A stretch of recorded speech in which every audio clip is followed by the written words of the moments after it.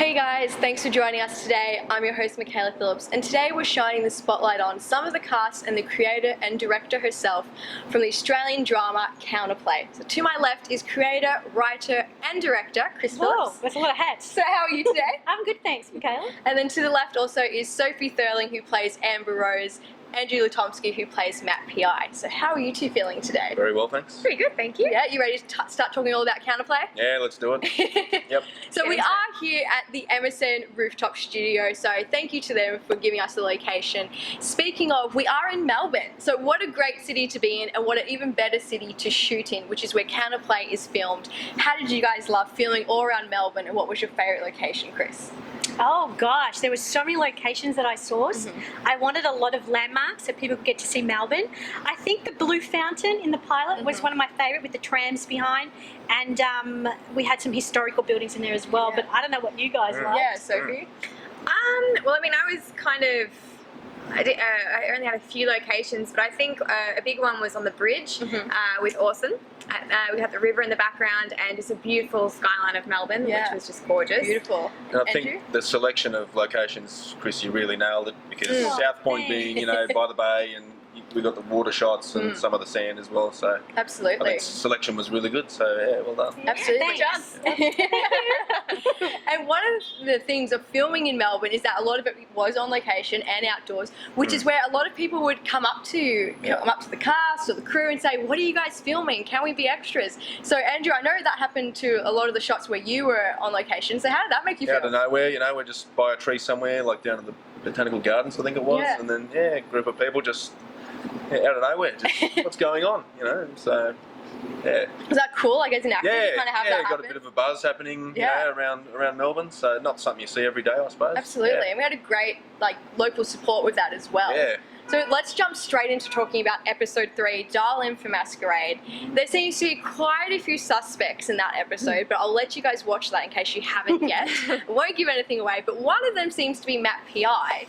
So that's kind of then where it leads into episode 4, the interrogation scene, where Matt P.I. and Amber kind of face off for the first time, and she's kind of throwing around her weight a little. How did you feel filming that scene, Sophie? I'm going to call you Amber. Yeah, I know. I might as well stick to character. Amber, how did you feel? That was a great scene. That scene was like a lot of fun, and I was actually just saying to Andrew before, watching it back, I didn't realise just how much Matt is really not a fan of Emma in the scene. But we nailed it. We did nail it. We did. We got it in like the first take. We were pretty happy with it. So done in one. We're just awesome like that. And did you find any challenges with filming those? Because it's kind of a Matt P.I. kind of episode in the beginning half. Heavy on Matt in that one. Well, the location was right next to a dance studio, so had all the ambient noise coming through the wall. They were pretty thin. They had a lot of music and, you know, people yelling and whatnot. I don't know what ad, but so it was, you know, cut, let's just wait for this. Yeah. Wait for the sound to come down Start and then stop. We'll go again. So yeah, that was one of the challenges, I suppose. Fantastic. Yeah. Speaking of episode 4 and the interrogation scenes, I know that filming that day we were a little pressed for time. So what did you find the challenge, Chris, like having to get the best take obviously out of each actor and having a time kind of frame for that? Yeah, that was one of the most full-on days that we had with location, because like being an independent product, we had set times to film, and I think what we found with filming the interrogation scenes, some of them were long scenes with a lot of words to fill in the story, but when we had situations where Sophie and Andy polished the scene in 2 seconds, that was exciting, because I was constantly like, hurry up guys, we've got to get this done. So yeah, that was good. Stressful, but it all came together. Absolutely. Sounds under the pump, but we got it done in one, didn't we? What are you most hoping maybe for your character to have in like upcoming season 2? I like to be physical. Like I like to get in there and I can get What dirty. do you want me to And write? oh man, just, like stunts and, you know, doing. Oh yes, action. Yeah, jumping around, running around. Yeah. So you want more action scenes? Yeah. More action Like scenes? just jump off a building or something. Just Whatever, Chris, whatever. There is Into a action building. scenes. Whatever. Yeah. There is action scenes coming. Oh, there Excellent, you go. excellent. There's I'm like happy. one of your now kind of scoops for upcoming season 2. Sophie, let's talk about Amber. Yes. So it's no lie, she's very manipulative and has her own agenda. Do you think that having her own agenda in this town is going to catch up with her, or do you think she'll get away with whatever her plan is? Well, I'd like to think she'd get away with it.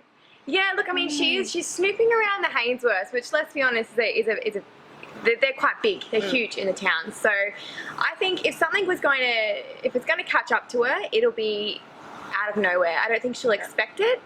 I don't know, because she seems really smart. This is all just, speculation.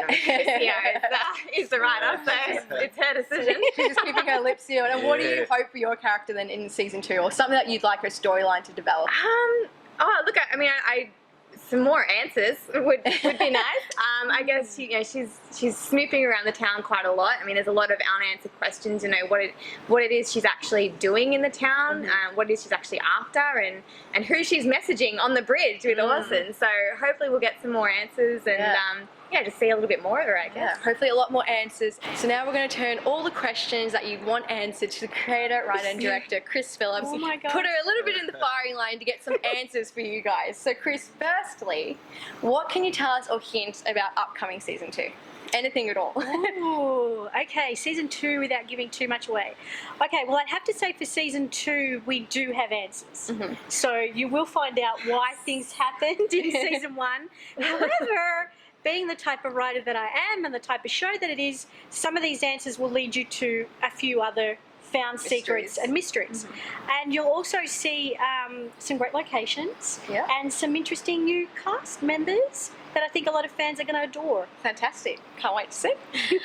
What is one of your favourite things about writing these characters in South Point? Oh, writing these characters in South Point I find really exciting because I get to escape and I have a lot of fun with the deviousness of some of these characters because I can take it to the max that we can't do in real life, and I can take it from people wanting to really fall in love with a character or really hating a character. So I enjoy it. I thoroughly enjoy it.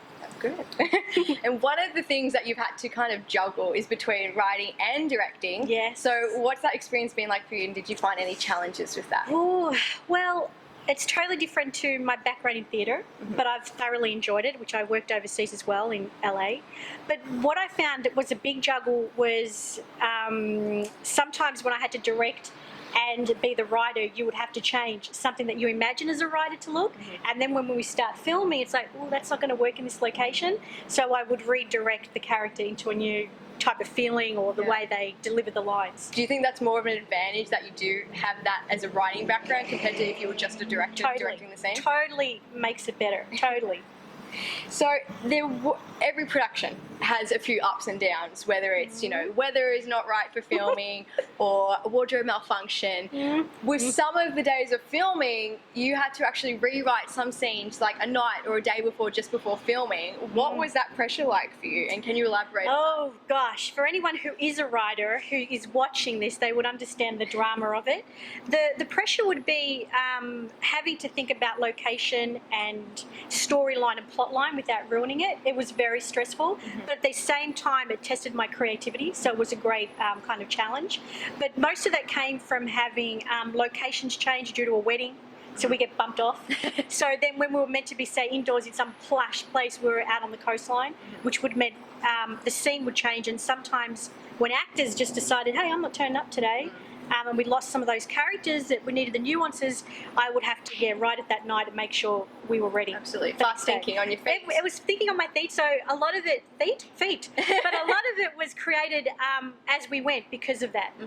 And did you guys have any scenes where you had to learn it a day or two before? Was that any of your scenes? No? I don't think it was the scenes you guys were in, but I thought I'd ask you guys if you always had that. like a fair bit of time to prepare, but the interrogation again, like there was so much dialogue in that. Yeah, that was you had a lot quite in that tricky. one. That was a big episode, the interrogation That's like scene. an episode just dedicated to that almost. And the way I had rehearsed it wasn't how it was filmed because of the it was chops different. and changes. So And we changed location. yep. Fantastic. So in my mind, absolutely. it was this. And it you know, came this out scene obviously and then, something else. Yeah. So I love the pouring the drink and forcing Jess Hainsworth. That you took great direction on that. it was good. We're going to play a quick game of Who Said It. Generally, I'm going to just test their knowledge and see if they even can pick up who said what line from the show that they're in or what episode. So let's see how they do. All right, first one is, watch and learn, I'm about to get a new date to the masquerade ball. Who said it? I know that. course I know it. Go. Emily? Yes. And that was Emily Louie in episode 2. I think I should be answering this. I was going to say you, Mickey. Well, 'cause so what have you got? Happy I didn't even open my mouth. I just did. You just told us. Next one is, you're jumping the gun and these people here don't play nice. I'm warning you, don't keep meddling. Do you know? Yeah. It's you! I say it's you. It's him. I'll wait for someone else to jump in. No, you got to jump in. You got to jump in. Matt It's P.I. in episode 5. Next one is, back to the ballroom, Faith. I could go with one of those cocktails you're serving. Yes, Chris. Who's that, Chris? Mrs. Cornwell. Absolutely, because she always has a drink in her hand. Yes, she loves That's her Mrs. grog. Cornwell in episode 3, Darling for Masquerade.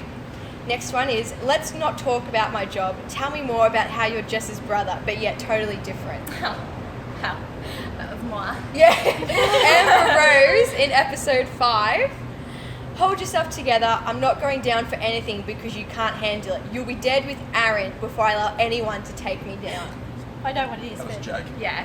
No. No. I thought it was So Jake. Yeah. I thought it was Jake. Well, You I can't get this think it's Jess Hainsworth. Absolutely. It's Jess Hainsworth Right. from the pilot episode. Is it too Come on, easy, Chris. guys? What do I win? Do I win anything? Next one is, you wouldn't lie to me, would you, Jake? Hey? Yeah. That's good. That's Faith Morgan in episode 6. And the last one is, a word of advice, Faith. If he'd rather train than be with you, move on. I know who this is. Yeah. Oh, that's Quick. 3. He's got blue Charles. hair. It's Yeah, Charles. yeah, it's Easton okay. Saunders. Oh, God, yeah. Easton Saunders. The actor being Charles. Easton Saunders, episode 5. Remember, you guys can tune in to Counterplay, all new episodes Monday nights at 8:30 p.m. on Channel 31, and also you can watch worldwide on the website at www.counterplayseries.com. For now, it's goodbye from us. I'm your host, Mikaela Phillips, and we'll be seeing you in South Point very, very soon. Remember, play what we played in South Point.